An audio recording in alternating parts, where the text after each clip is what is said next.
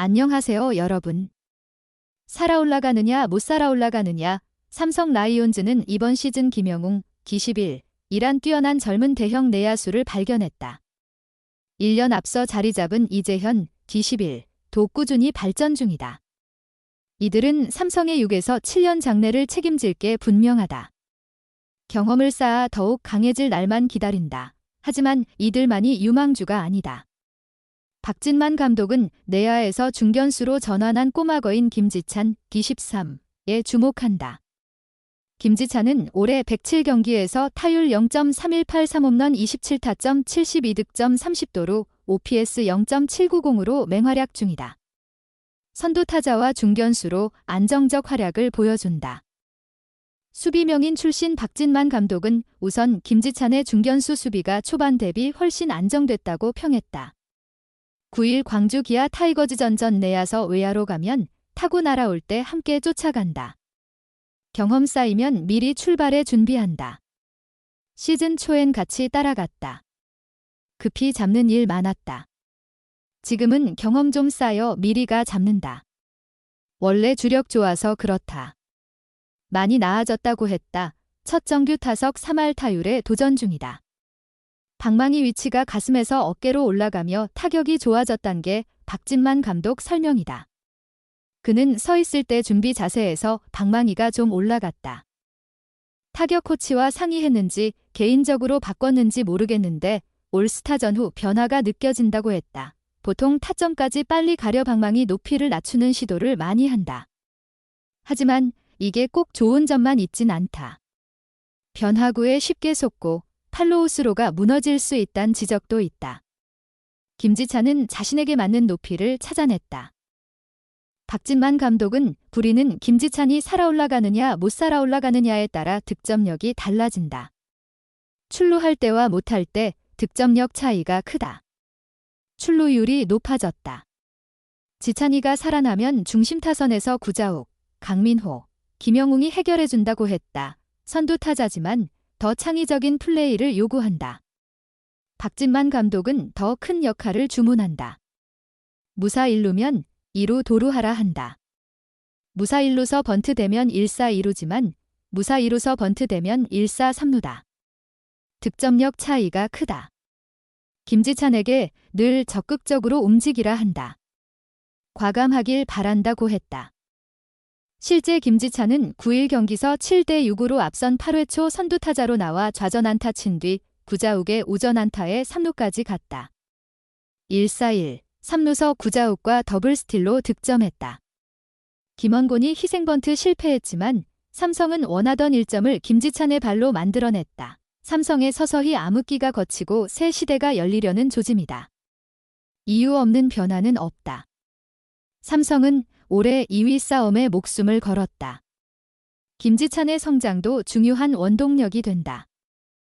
8일과 9일을 잇는 밤 야구 애호가들 간의 뜨거운 쟁점이 된 건 삼성 외국인 투수 코너 시볼드의 SNS 게시물이었다. 코너는 이를 통해 삼성 팬들에게 루벤 카데나스에 대한 과도한 비판을 삼가줄 것을 요청해 주목받았다.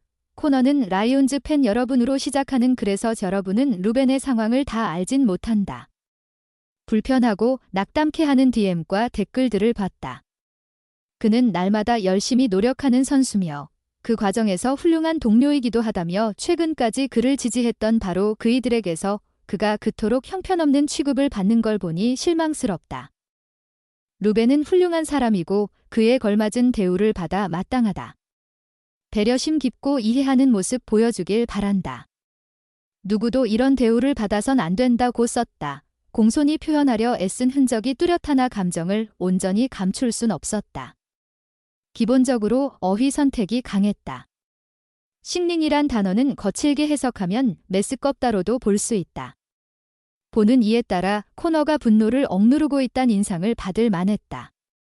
어쨌든 코너가 카데나스에 대한 무차별적 비난에 상당한 불쾌감을 느꼈음을 알 수 있었다. 두 선수는 대학 때부터 친분이 있었고 코너는 카데나스의 적응을 돕는 조력자이기도 하다. 다만 팬들도 카데나스를 좋게만 볼 순 없는 처지다.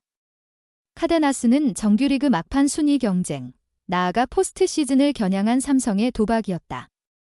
데이비드 맥키넌의 미흡한 장타력에 고심하던 삼성은 파워 있는 타자 카데나스에게 47만 5천 달러를 쏟아부으며 영입했다.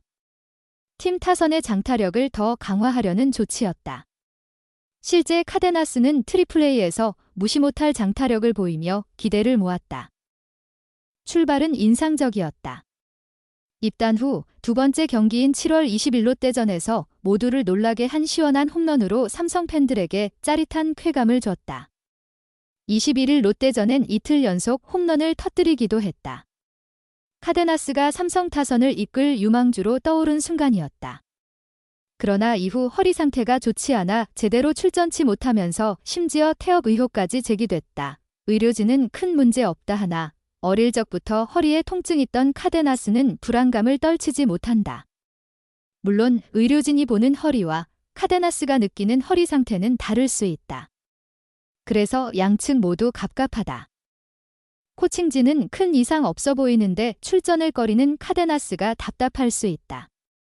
반대로 카데나스는 자신의 정확한 상태를 이해 못해주는 여론이 서운할 수 있다.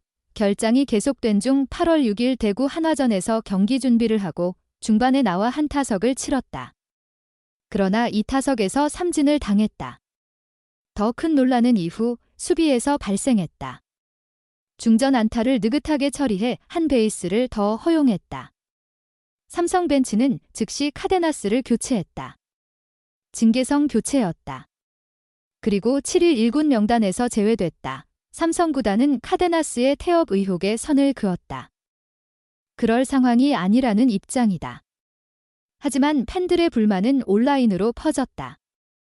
내용은 공개되지 않았으나 카데나스가 봤을 때 억울하고 공격적인 메시지가 상당수 전달됐을 것으로 쉽게 짐작된다. 이를 가까이서 본 코너의 감정이 격해져 답답한 심정을 토로하는 글로 이어졌다는 해석이 나온다. 어쨌든 카데나스를 둘러싼 논란이 지속되는 가운데 그는 1군 명단에서 빠진 채 회복에 집중 중이다. 심지어 다시 외국인 타자를 바꿔야 한다는 의견까지 나오는 상황에서 박진만 삼성 감독은 9일 광주 기아전 전 상황을 좀 지켜봐야겠다. 몸 상태도 조금 더 확인해야겠다 오고 간단히 답했다. 1군에서 내려온 지 얼마 안 돼 극적인 호전은 기대하기 어려운 모양새다. 다만 누구든 파워 있는 외국인 타자가 필요하다고 강조했다. 박 감독은 자리보다는 순수 타격 실력이라고 했다. 박 감독은 그래도 이성규가 1루에서 잘해주고 있다. 외국인 타자에 타격이 좋으면 성규를 외야로 옮길 수도 있다. 성규가 내야도 되고 외야에서도 경험 쌓으며 움직임도 나아졌다며 포지션은 솔직히 중요치 않은 듯하고 우리 라인업에 장타력 있는 외국인이 가장 좋겠다고 말했다. 외국인 선수를 포스트 시즌에 쓰려면 8월 15일 전에 등록해야 한다. 시간이 일주일도 안 남았다. 가장 좋은 건 카데나스가 건강한 몸 상태로 정상적으로 경기에 뛰는 것이다. 컨디션만 괜찮다면 분명 팀 타선에 장타를 더할 수 있는 선수다. 그러나 그 반대면 삼성은 최악의 경우 포스트 시즌에 외국인 타자를 못 쓸 수도 있다. 삼성 프런트의 선택이 주목받는 이유다.